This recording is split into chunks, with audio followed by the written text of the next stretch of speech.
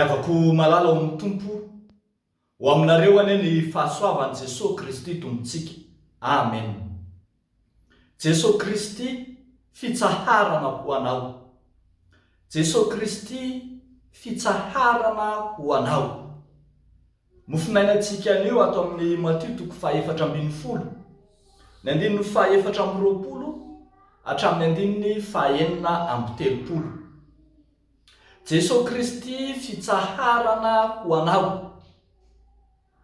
Azavainy ty mofinaina ity lay asa-pahasoavana na raha marina kokoa asa maneho ny fahefana mesianika izay nataony Jesosy Kristy fony izy nanala ny tahotra tao amin'ireo mpianatra teny Atsambokely fahizay. Eny ambony ranomasina ny mpianatra, ny andro alina, nefa indro tojo tafiotra sy rivo mahery ka sahirana tamin'ny famoizana ny sambokely. Marina fa tatsambo ny maro tamin'ireo mpianatra, kanefa sarotsarotra tamin'izy ireo ihany ny niatrika ny onja sy ny rivotra tamin'ny andro alina teny Atsambokely teny.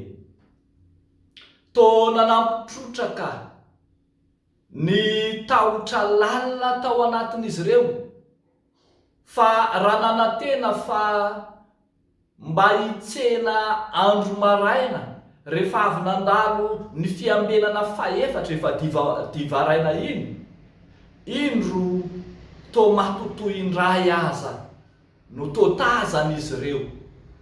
Mpianatra reraky ny famoizana ny sambokely nandritra ny alina, miampy ny tahotra lalina, tô fahakiviana tanteraka.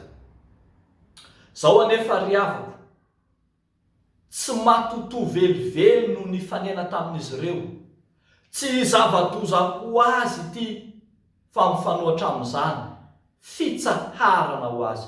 Tonga Jesosy Kristy fitsaharana ho azy. Lay Jesosy Kristy maneho ny heriny, ny fahefany, lay miasa ho azy, manala ny tahotra, ny teny taminy manao hoe matoky fa izao ihany aza matahotra. I Jesosy Kristy lay fitsaharana ho azy reo.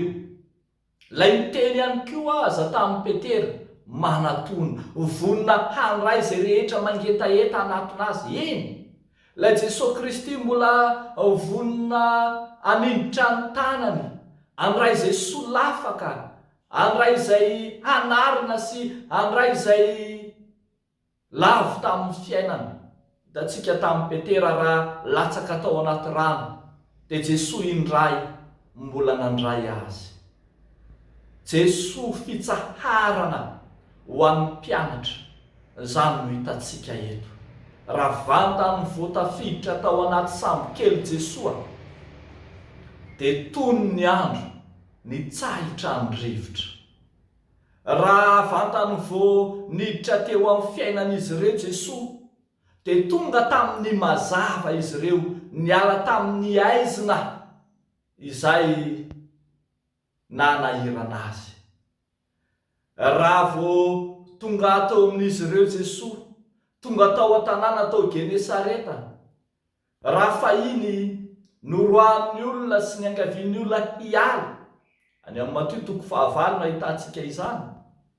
Eto nangon'ny olona indray aza ny marariny rehetra hitady fitsaharana ao amin'ny Jesosy, mba hahita fanasitranany izay rehetra mahakasika ny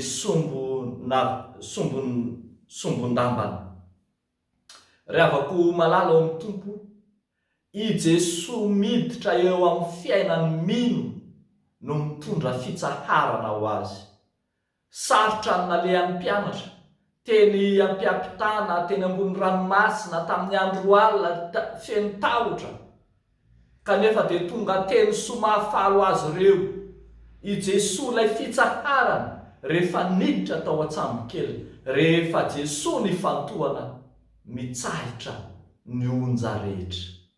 Ho anao ihany koa ry havako malala, vaovao ny taona mbola tsy nidiavinao akory, mbola tsy nalehanao akory zao lalana izao, mbola handeha hamakivaky ny aliny taona 2024 ianao, mety handia lala tsarotra, mety handia hamakivaky ny alina, mety handalo sedra samy hafa, misy onjan-drano sy tafitra mety ho vakivakinao. Eny, mety hanatahotra ny lalanao, saingy izao Jesosy miteny aminao manao hoe matoky fa izao ihany, aza matahotra. Indro Jesosy ilay fitsaharana ho antsika, aza matahotra, fa banjiny Jesosy lay mampitsahatra ny tafio-drivotra anao. Banjiny Jesosy lay efa niteny manao hoe mankanesa ty amiko fa izao anome anareo fitsarana. Aza ny olana mety ho ateraky ny taona ho avy, na ny fanahina, na ny tahotra sy ny tebiteby no ataonao mibahana ao an-tsaina, fa banjiny Jesosy fitsaharana ho anao. Dia ho n'Andriamanitra ireriany ny voninahitra. Amen. Ivavaka isika. Raha eo misaotra sy mideranao zahay, misaotra anao lay fampanantenana, lay toky ho an'izay rehetra azo tsarotra, ho an'izay rehetra mandihy zava-manahirana, ho an'izay rehetra tojo fahasahiranana. Ianao lay fitsaharana ho amin'ny mino, ary izay misy anao Jesosy tojo fitsaharana. Misaotra Tompo, misaotra Tompo, ary misaotra anao mbola vonina hiaraka aminay hamakivaky ny taona iray manontolo eo anatrihan'ny ady sarotra, izay rehetra mety ho fanahina, izay rehetra mety ho lalatsarotra ho diaviny tsiraray avy, dia miaraha lalana aminy ianao. Aza velanao irery, fa ianao rehefa niteny aza matahotra ianao fa momba anao aho, aza merikerika foana fa izao no Andriamanitra ao. Matoky manana anao zahay, fa ianao no efa nampahery, fa raha mita ny rano izahay dia momba anay ianao.